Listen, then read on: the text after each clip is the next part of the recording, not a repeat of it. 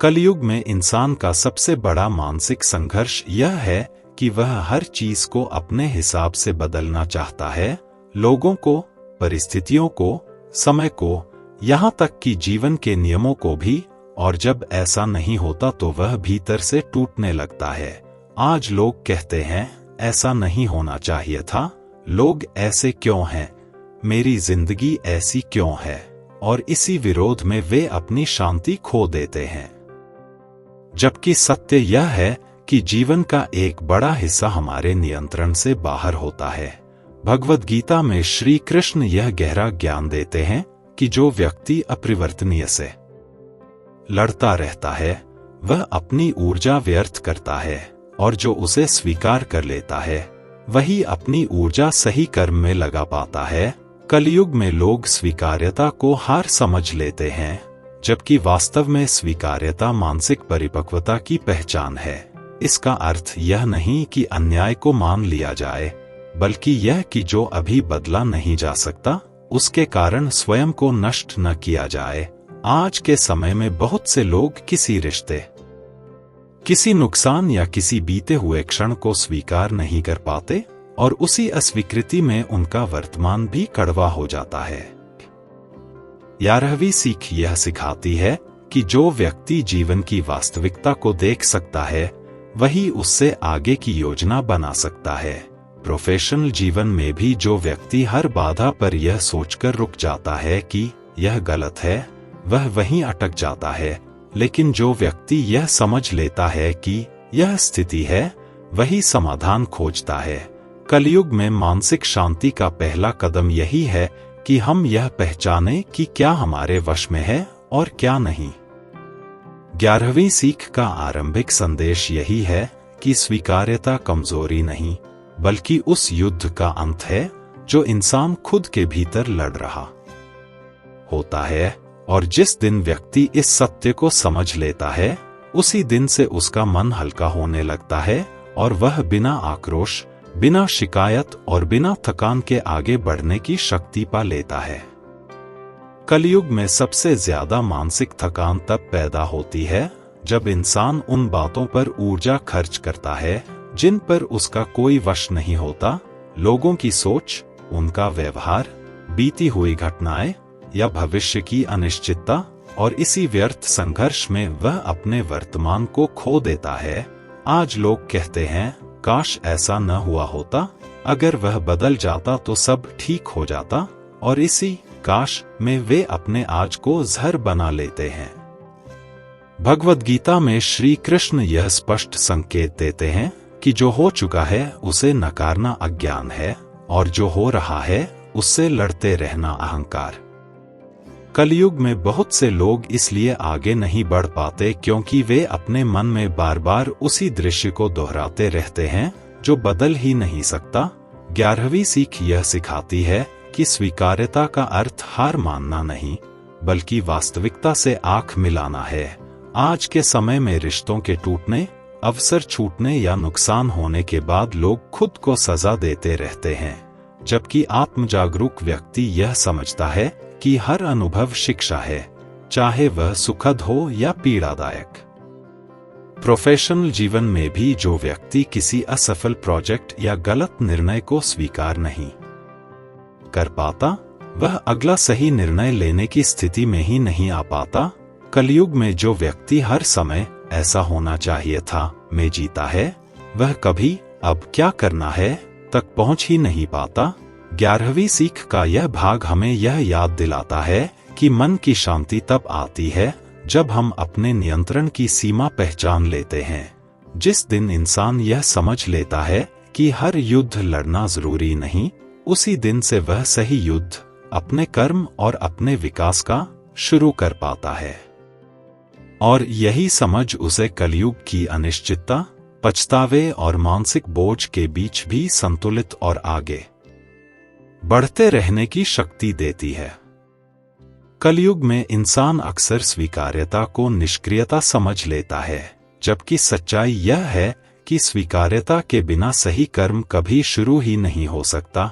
आज लोग सोचते हैं कि अगर उन्होंने हालात को मान लिया तो वे कमजोर कहलाएंगे, लेकिन वे यह नहीं समझते कि बिना स्वीकार किए किया गया संघर्ष मन को थका देता है और दिशा भी छीन लेता है। भगवद गीता में श्री कृष्ण यह स्पष्ट करते हैं कि कर्म तभी शुद्ध होता है जब मन वास्तविकता को स्वीकार कर चुका हो। कलयुग में बहुत से लोग इसलिए गुस्से में जीते हैं क्योंकि वे जिस जीवन की कल्पना करते थे वह वैसा निकला नहीं, और इसी तुलना में वे अपने वास्तविक जीवन को नकारते रहते हैं। 11वीं सीख यह सिखाती है कि स्वीकार्यता का अर्थ यह नहीं कि प्रयास बंद कर दिए जाए, बल्कि यह कि प्रयास सही दिशा में लगाए जाए। आज के समय में जो व्यक्ति अपनी वर्तमान स्थिति को स्पष्ट रूप से देख सकता है, बिना नफरत, बिना शर्म, वही व्यक्ति आगे की ठोस योजना बना पाता है। प्रोफेशनल जीवन में भी जो व्यक्ति अपनी सीमाओं, संसाधनों और परिस्थितियों को स्वीकार कर लेता है, वही व्यावहारिक और टिकाऊ सफलता की ओर बढ़ता है। कलयुग में जो व्यक्ति कल्पना और वास्तविकता के बीच फंसा रहता है, वह न इधर का रहता है न उधर का। 11वीं सीख का यह भाग हमें यह याद दिलाता है कि शांति पहले आती है, बदलाव बाद में, और शांति तभी आती है जब मन यह कहना सीख ले कि जो है वही अभी सत्य है। जब इंसान इस सत्य को स्वीकार कर लेता है, तब उसके भीतर से प्रतिरोध का शोर शांत होने लगता है और उसी शांति में सही कर्म का बीज अंकुरित होता है। कलयुग में मनुष्य का एक बड़ा दुख यह है कि वह अतीत को छोड़ नहीं पाता और भविष्य को नियंत्रित करना चाहता है, और इसी दो सिरों के खिंचाव में उसका वर्तमान टूटता चला जाता है। आज लोग बीते हुए शब्दों, फैसलों और गलतियों को बार बार अपने मन में दोहराते हैं और खुद को दोषी ठहराते रहते हैं, मानो आत्मदंड ही प्रायश्चित हो, जबकि सच्चाई यह है कि अतीत को न बदला जा सकता है और न मिटाया जा सकता है। भगवद गीता में श्री कृष्ण यह सूक्ष्म ज्ञान देते हैं कि जो बीत गया है वह कर्म का फल है और जो सामने है वही कर्म का क्षेत्र। कलयुग में बहुत से लोग इसलिए आगे नहीं बढ़ पाते क्योंकि वे हर नए कदम से पहले पुराने डर और असफलताओं को अपने साथ घसीट लाते हैं। 11वीं सीख यह सिखाती है कि स्वीकार्यता का एक बड़ा रूप यह भी है कि हम अपने अतीत को शिक्षक माने, जेलर नहीं। आज के समय में जो व्यक्ति अपनी गलतियों से सीख लेकर उन्हें मन में कैद नहीं करता, वही व्यक्ति आत्मकरुणा और आत्मविश्वास दोनों को बचा पाता है। प्रोफेशनल जीवन में भी जो व्यक्ति पिछली असफलता को पहचान बना लेता है, वह जोखिम लेने से डरने लगता है, जबकि जो व्यक्ति उसे अनुभव मान लेता है, वही आगे चलकर परिपक्व निर्णय ले पाता है। कलयुग में भविष्य को लेकर चिंता भी इसी अस्वीकार्यता से जन्म लेती है। हम चाहते हैं कि सब कुछ हमारे हिसाब से हो, जबकि जीवन अनिश्चित है।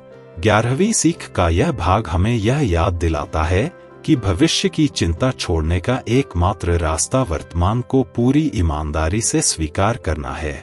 जब इंसान यह समझ लेता है कि अतीत स्मृति है और भविष्य कल्पना, तब उसका मन वर्तमान में टिकना सीखता है और वहीं से उसकी वास्तविक शांति और शक्ति का जन्म होता है।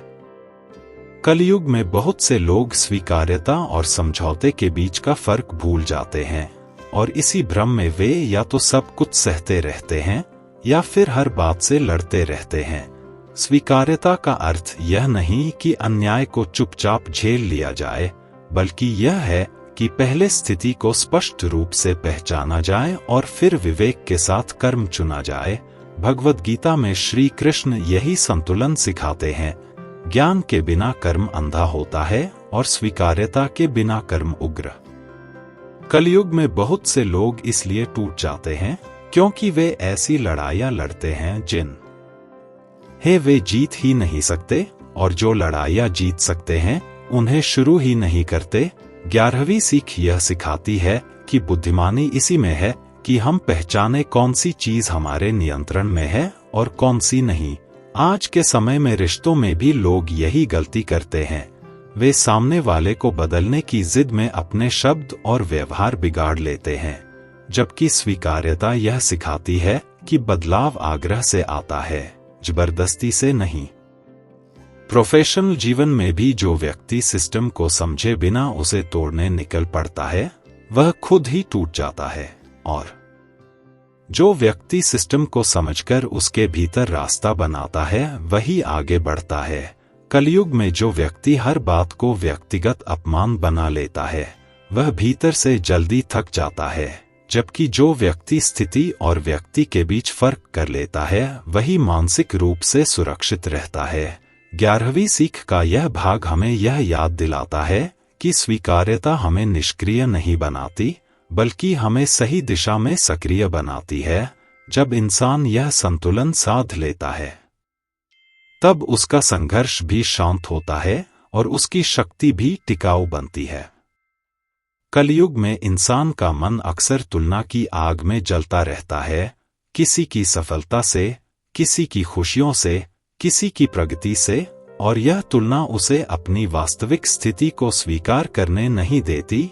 आज लोग सोशल मीडिया पर दूसरों की चमक देखकर अपने जीवन को फीका मान लेते हैं, जबकि वे यह नहीं जानते कि हर चमक के पीछे संघर्ष छिपा होता है। भगवद गीता में श्री कृष्ण यह गहरा संकेत देते हैं कि जो व्यक्ति अपनी यात्रा की तुलना दूसरों से करता है, वह अपने कर्म से विचलित हो जाता है। कलयुग में बहुत से लोग इसलिए असंतुष्ट रहते हैं क्योंकि वे अपने जीवन की गति को किसी और के जीवन से नापते हैं। 11वीं सीख यह सिखाती है कि स्वीकार्यता का अर्थ यह भी है कि हम अपनी गति, अपनी भूमिका और अपने समय को मान लें। आज के समय में जो व्यक्ति यह समझ लेता है कि हर फूल एक साथ नहीं खिलता, वही धैर्य रख पाता है। प्रोफेशनल जीवन में भी जो व्यक्ति बार बार दूसरों की तरक्की देखकर खुद को छोटा महसूस करता है, वह अपने कौशल पर ध्यान नहीं दे पाता, जबकि जो व्यक्ति अपनी प्रगति को मापता है, वही स्थायी रूप से आगे बढ़ता है। कलयुग में तुलना केवल ईर्ष्या नहीं, बल्कि आत्मविश्वास का क्षय है। 11वीं सीख का यह भाग हमें यह याद दिलाता है कि अपनी वास्तविक स्थिति को स्वीकार करना ही तुलना से मुक्ति का पहला कदम है। जब इंसान यह समझ लेता है कि उसका मार्ग अलग है, उसकी परीक्षा अलग है और उसका समय अलग है, तब उसके मन में शांति उतरने लगती है, और वही शांति उसे निरंतर कर्म करने की शक्ति देती है। कलयुग में इंसान की सबसे बड़ी बेचैनी यह नहीं है कि उसके पास क्या नहीं है, बल्कि यह है कि वह जो है उसे स्वीकार नहीं कर पाता। वह अपने वर्तमान रूप, अपनी स्थिति, अपनी साधारणता और अपनी धीमी प्रगति से लगातार लड़ता रहता है, क्योंकि समाज ने उसे यह सिखा दिया है कि जो तेज है वही सही है, जो दिख रहा है वही सफल है, और जो भीड़ में अलग दिखे वही मूल्यवान है, जबकि यह सोच मनुष्य को भीतर से खोखला कर देती है। भगवद गीता में श्री कृष्ण बार बार यह संकेत देते हैं कि हर व्यक्ति का स्वभाव, क्षमता और मार्ग अलग होता है, और जो अपने स्वभाव के विरुद्ध चलने की जिद करता है, वह स्वयं से युद्ध छेड़ देता है। आज के समय में बहुत से लोग इसलिए तनाव में हैं क्योंकि वे वह बनने की कोशिश कर रहे हैं जो वे हैं ही नहीं। कोई जबरदस्ती लीडर बनना चाहता है, कोई कलाकार होते हुए व्यापारी बनने की दौड़ में है, कोई शांत स्वभाव वाला व्यक्ति आक्रामक दिखने की कोशिश में थक चुका है, और इसी नकली संघर्ष में वे अपनी असली शक्ति खो देते हैं। 11वीं सीख यह सिखाती है कि स्वयं को स्वीकार करना आलस्य नहीं, बल्कि आत्म-पहचान की शुरुआत है। जब इंसान यह मान लेता है कि मैं जैसा हूं, यहीं से आगे बढ़ूंगा, तभी वास्तविक विकास शुरू होता है। कलयुग में बहुत से लोग इसलिए कभी संतुष्ट नहीं हो पाते क्योंकि वे अपने जीवन को किसी आदर्श तस्वीर से तुलना करते रहते हैं, जो शायद कभी वास्तविक थी ही नहीं। प्रोफेशनल जीवन में भी जो व्यक्ति अपनी वर्तमान क्षमता को नकार कर केवल भविष्य की कल्पना में जीता है, वह वर्तमान में मेहनत नहीं कर पाता, जबकि जो व्यक्ति अपनी वर्तमान स्थिति को स्वीकार कर लेता है, वही धीरे धीरे उसे बेहतर बनाता है। रिश्तों में भी यह समस्या दिखती है।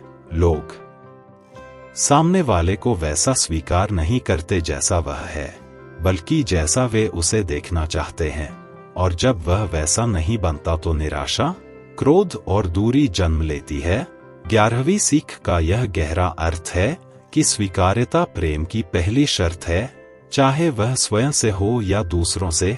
कलयुग में जो व्यक्ति स्वयं से लड़ना बंद कर देता है, वही संसार से समझदारी से निपट पाता है। और जब इंसान अपने भीतर यह शांति बना लेता है कि उसे किसी और जैसा नहीं बनना, बल्कि अपने ही रूप में निखरना है, तब उसके कर्म में स्थिरता, उसके मन में धैर्य और उसके जीवन में एक मौन लेकिन अडिग आत्मविश्वास जन्म लेता है, जो किसी बाहरी प्रशंसा या तुलना से हिलता नहीं।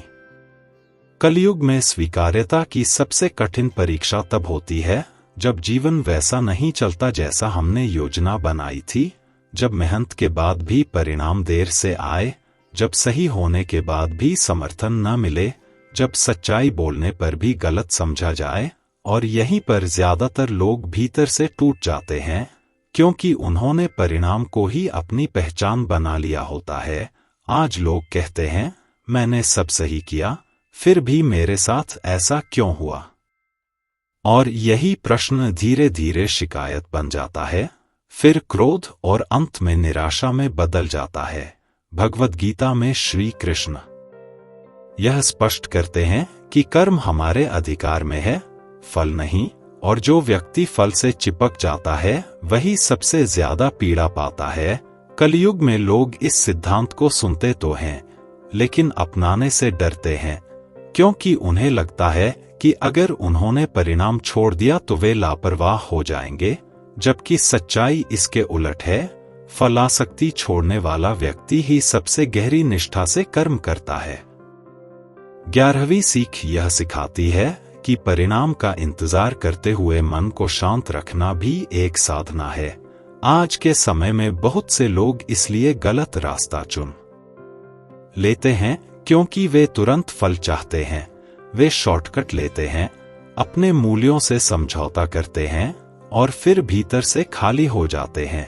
प्रोफेशनल जीवन में भी जो व्यक्ति तुरंत प्रमोशन, तुरंत पहचान या तुरंत पैसा चाहता है, वह अक्सर अधीर निर्णय लेता है, जबकि जो व्यक्ति प्रक्रिया पर भरोसा करता है वही दीर्घकालिक सफलता बनाता है।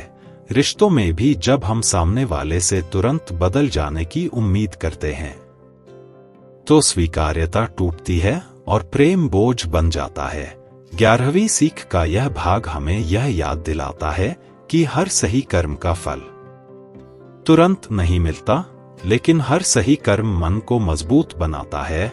जब इंसान इस सत्य को भीतर उतार लेता है, तब वह परिणाम से टूटता नहीं, देर से निराश नहीं होता और बिना शिकायत किए अपने मार्ग पर चलता रहता है, शांत, स्थिर और आत्मविश्वास से भरा हुआ। कलयुग में इंसान की सबसे बड़ी भूल यह है कि वह जीवन को लगातार टालता रहता है। वह सोचता है कि जब हालात सुधर जाएंगे, जब लोग बदल जाएंगे, जब समय सही हो जाएगा, तब वह शांत रहेगा, खुश रहेगा या अपने असली रूप में जिएगा। लेकिन यह तब कभी आता ही नहीं, क्योंकि जीवन हमेशा किसी न किसी अधूरेपन के साथ चलता है। आज लोग कहते हैं अभी नहीं, बाद में, और इसी बाद में की आदत ने उन्हें वर्तमान से काट दिया है। भगवद गीता में श्री कृष्ण यह गहरी चेतावनी देते हैं कि जो व्यक्ति वर्तमान को नकारता है वह अपने कर्म को कमजोर कर देता है।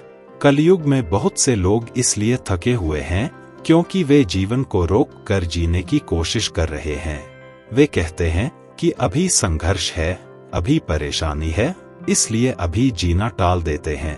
11वीं सीख यह सिखाती है कि स्वीकार्यता का अंतिम रूप यही है कि हम जीवन को जैसा है वैसा जीना सीख लें, न कि जैसा होना चाहिए वैसा। आज के समय में जो व्यक्ति यह समझ लेता है कि हर दिन परफेक्ट नहीं होगा, हर निर्णय सही नहीं होगा और हर रिश्ता वैसा नहीं होगा जैसा हमने सोचा था, वही व्यक्ति भीतर से हल्का हो पाता है। प्रोफेशन जीवन में भी जो व्यक्ति हर कदम पर आदर्श परिस्थितियों की प्रतीक्षा करता है, वह कभी पूरी क्षमता से काम नहीं कर पाता। रिश्तों में भी जब हम यह स्वीकार कर लेते हैं कि सामने वाला इंसान है, देवता नहीं, तब अपेक्षाएं कम होती हैं और समझ बढ़ती है। 11वीं सीख का यह भाग हमें यह याद दिलाता है कि जीवन को टालना स्वयं को टालना है। जब इंसान यह स्वीकार कर लेता है कि यही समय है, यही मंच है और यहीं से उसे कर्म करना है, तब उसका मन भविष्य के डर से मुक्त हो जाता है और वह वर्तमान में पूरी ऊर्जा के साथ खड़ा हो पाता। कलयुग में स्वीकार्यता का अंतिम सत्य यह है कि जीवन किसी एक दिन ठीक नहीं होता, बल्कि हर दिन थोड़ा थोड़ा समझ में आता है, और जो व्यक्ति इस सच्चाई को मान लेता है वही भीतर से स्थिर हो पाता है। आज ज्यादातर लोग जीवन से लड़ते लड़ते थक चुके हैं, क्योंकि उन्होंने इसे युद्ध बना लिया है, जबकि जीवन वास्तव में एक यात्रा है, कभी ऊबड़ खाबड़, कभी सहज, कभी थकाने वाली और कभी शांत। भगवद गीता में श्री कृष्ण का अंतिम संकेत यही है कि जो व्यक्ति जीवन को उसके संपूर्ण रूप में स्वीकार कर लेता है, सुख और दुख, सफलता और असफलता, प्रशंसा और आलोचना, वही व्यक्ति अपने कर्म में स्थिर रहता है। कलयुग में सच्ची शक्ति यह नहीं है कि हम हर परिस्थिति को बदल दें, बल्कि यह है कि हम हर परिस्थिति में टूटे बिना खड़े रह सकें। आज के समय में जो व्यक्ति अपने मन को परिस्थितियों के अनुसार नहीं, बल्कि अपने मूल्यों के अनुसार प्रशिक्षित कर लेता है, वही व्यक्ति भीड़ में रहते हुए भी अकेला नहीं पड़ता, प्रोफेशनल जीवन हो या व्यक्तिगत। जो व्यक्ति यह समझ लेता है कि जीवन हमेशा अनुकूल नहीं होगा, लेकिन कर्म हमेशा शुद्ध हो सकता है, वही व्यक्ति लंबे समय तक टिकता है। 11वीं सीख का समापन यह सिखाता है कि स्वीकार्यता आत्मसमर्पण नहीं, बल्कि आत्मसम्मान है। यह कहना कि मैं वास्तविकता से नहीं भागूंगा, मैं यहीं खड़ा रहकर सही कर्म करूंगा। जब इंसान इस स्तर की स्वीकार्यता पा लेता है, तब उसके भीतर से शिकायत समाप्त हो जाती है, अपेक्षा शांत हो जाती है और तुलना फीकी पड़ जाती है, और उसी क्षण से उसका जीवन बाहर से भले साधारण दिखे, लेकिन भीतर से अडिग, शांत और अर्थपूर्ण हो जाता है। ऐसा जीवन जिसे कोई कलयुग भी हिला नहीं सकता।